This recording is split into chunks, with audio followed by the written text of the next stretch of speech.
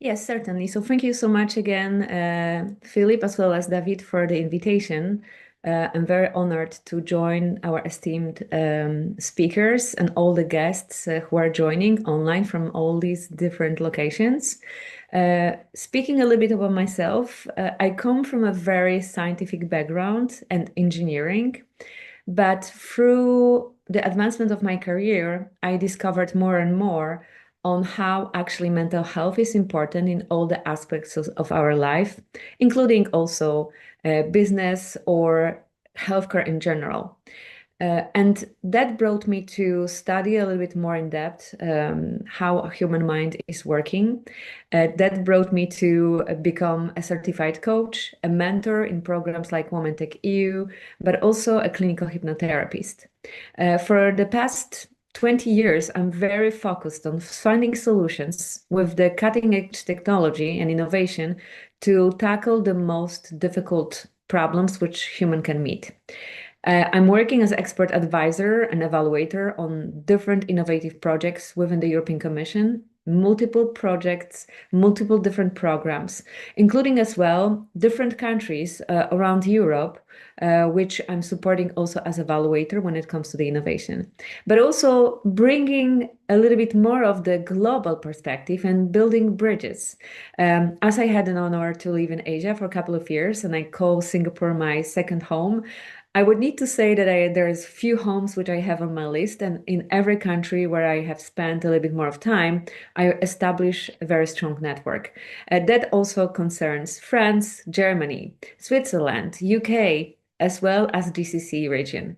And today I would like to speak a little bit more about the latest advancement and the cutting edge solutions which are proposed for artificial intelligence and mental health, but not forgetting about the mental health, human mind, consciousness, and answering also to these questions if we're going to be replaced by artificial intelligence, or how actually can we take some actions to prepare ourselves to meet AI in our daily lives, also protecting human minds and also protecting future generations, including children and youth. Thank you so much.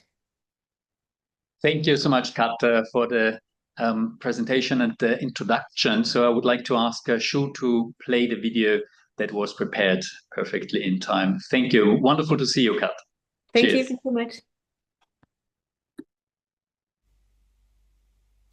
Good afternoon, everyone. Thank you very much, David and Philippe, as well as all the organizers of the Global Future Summit 2025 for the invitation to this event. I would like to speak to you about AI and mental health. I would like to welcome all the students and colleagues and thank them also for being here. Let's start with a powerful question. What is the most incredible tool we have, yet we understand the least? It is not AI, it's a human mind.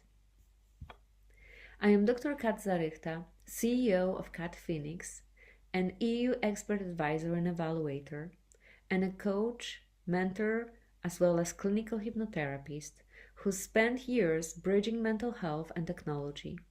Today, we're not just talking about apps or AI. We're talking about caring for the mind in the world where we are surrounded by overwhelming flow of information and screens are a constant companions. Let's dive in.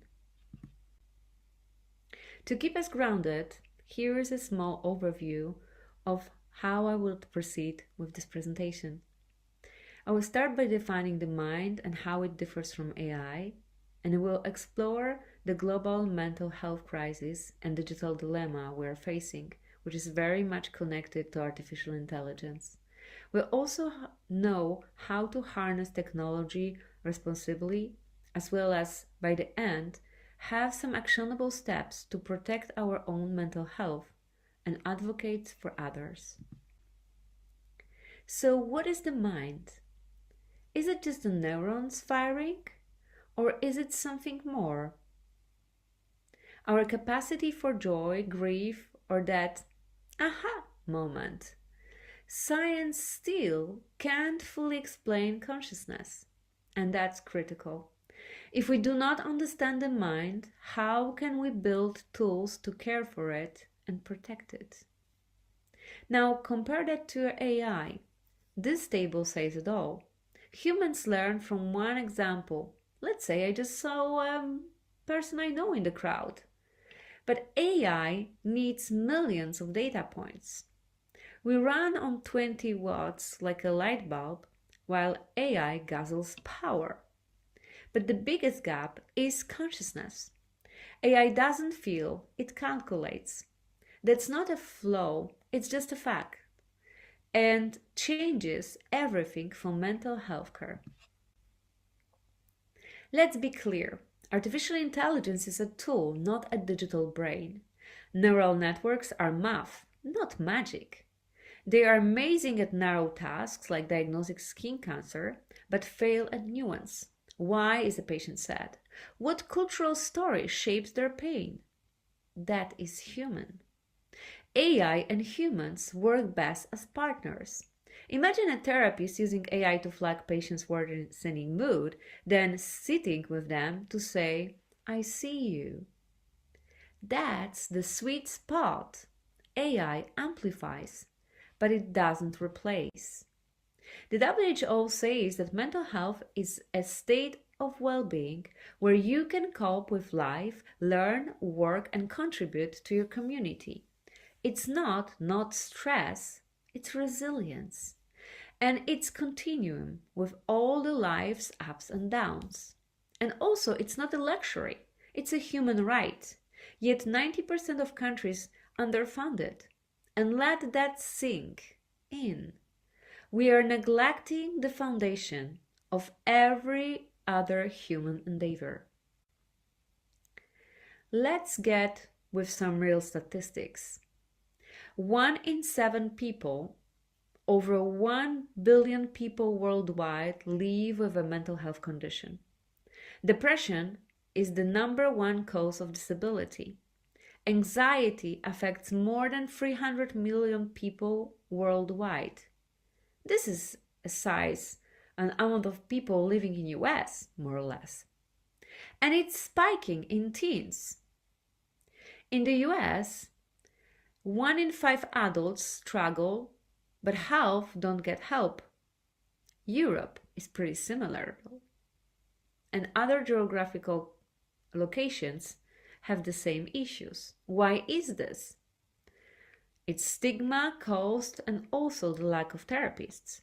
And economically, we only spend 2% of global health funds on mental health. Yet it costs 290 million disability years lost to pain. This isn't just a health issue, it's a really important human issue. And now, in the era of digital connection, we are overly connected 24 hours per 7. We spend more than 2.5 hours on social media, 160 times checking our phone. But are we present? And I have a question. Raise your hand if you have checked your phone in at least 10 minutes ago. Me too. And that's the dilemma. Technology promises connection, but often delivers distraction, and we are more available but less connected. Networked, yet not nurtured. And this isn't just annoying. It's a very sad fact. 41% of Gen Z feel anxious after scrolling. 70% lose sleep from pre-bed screens. Young women's depression is up to 50% linked to the comparing their lives to perfect posts of all different influencers. And the loneliness paradox. 1 in 3 young adults, feel isolated despite the fact that they have 1,000 friends online. And remote workers, 60% of reports show more stress. We're always on. Our brains never hit reset. This is not how we are wired to thrive. Now, the good news is that there's also a lot of promises. Digital tools can fill the gaps. Many of these tools also using artificial intelligence. So for rural India, a therapy bot might reach villages with no therapists. In US, teens can use the apps which can be there without the stigma. It is scalable, available, and personalized if it's done right. And here's the catch. AI cannot feel. A bot might say, just calm down, to someone in crisis, worsening their shame. Misdiagnosis may happen. Data breaches might put your inner world at risk. And you know that there's also artificial intelligence models having access to your Gmail account, your WhatsApp, Instagram, Facebook, learning your patterns and learning everything about you. And I believe that this is also something which puts us at risks. So going to the next thing, what with vulnerable users? Sometimes when they speak with artificial intelligence bot, they might feel that this is something real instead of human. And this is very dangerous. Technology is not a tool, it's a tool, not a therapist.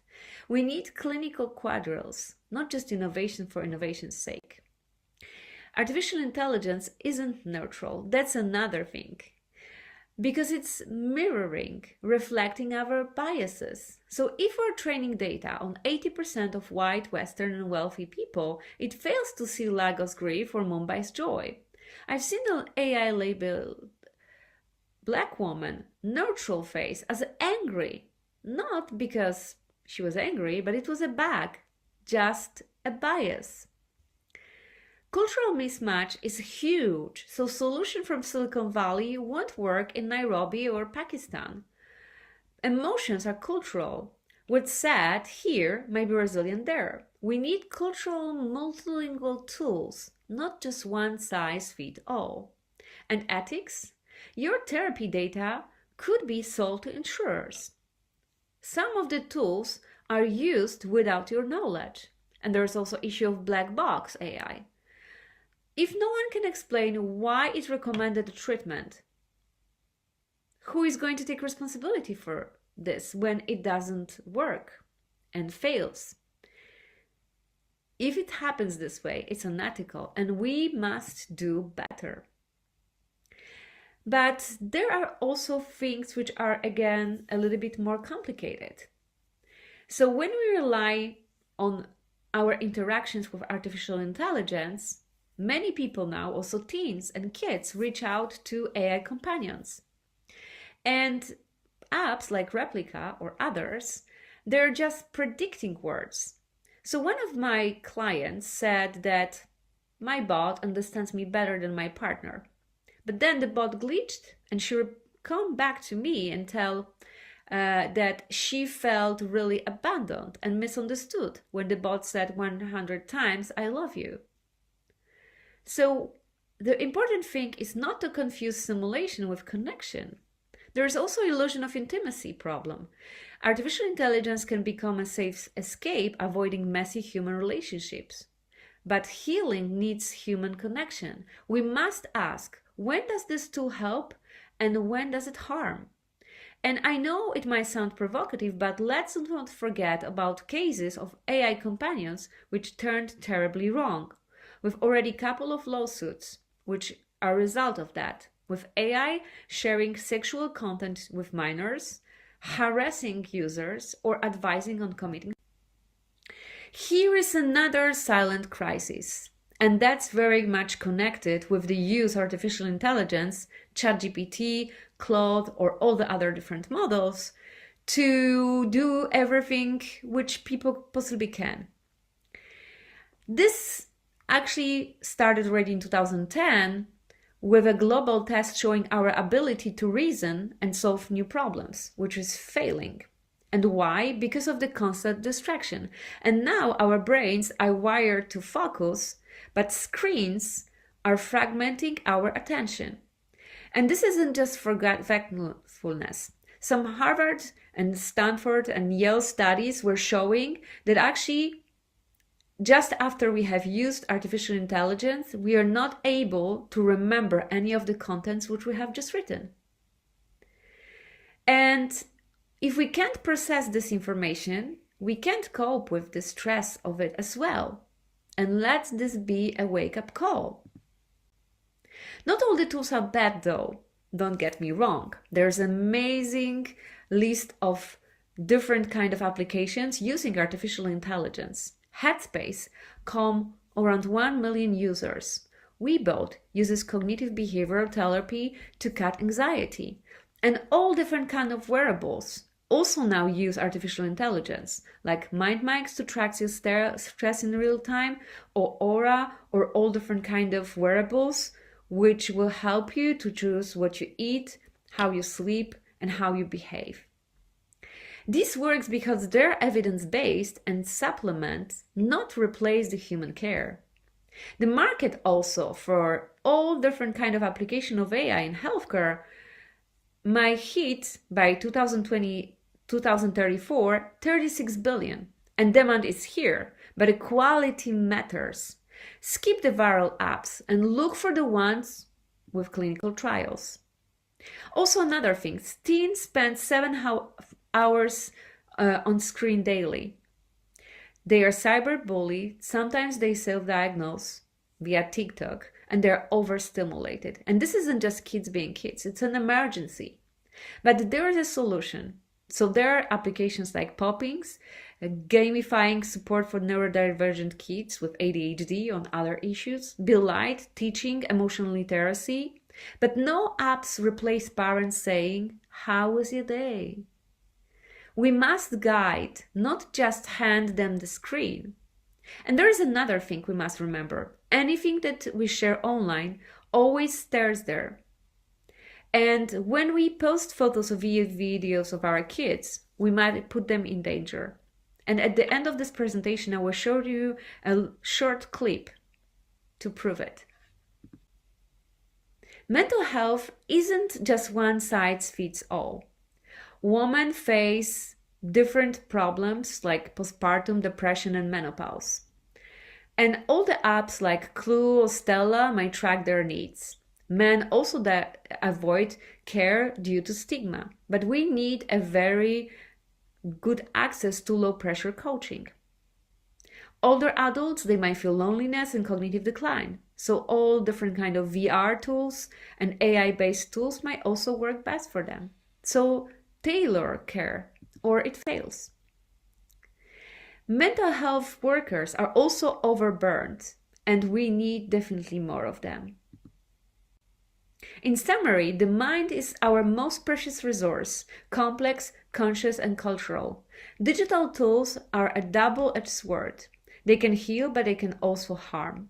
We need systematic change, more funding, better policies to regulate AI and protect data. And digital literacy for all. So I would like to ask you to pay attention because the change starts with you. Here is your challenge. Audit your digital habits. Are they nurturing or draining you? Try screen fast for 1 hour a day. Advocate. Push for mental health funding in your community. Teach. Share this message. Technology is a tool, but human connection is the cure. Let's co-create the world where the mind is nurtured, protected, and celebrated. Thank you. I'm opening the floor to the questions, but before I will finish, I would like to show you with me. Please don't hesitate to connect with me on LinkedIn. Do you know I'll that be very happy to welcome you in my network and also welcome any questions from your side. Happy birthday, Ava. 8 already. Look like you'd a ball with your friends. Ah, I see you're back playing football Thursdays, Ava. Hope your dad picks you up on time for once. Every time you share their life online, you risk sharing their personal data with the world. Pause before you post. A message from the Data Protection Commission.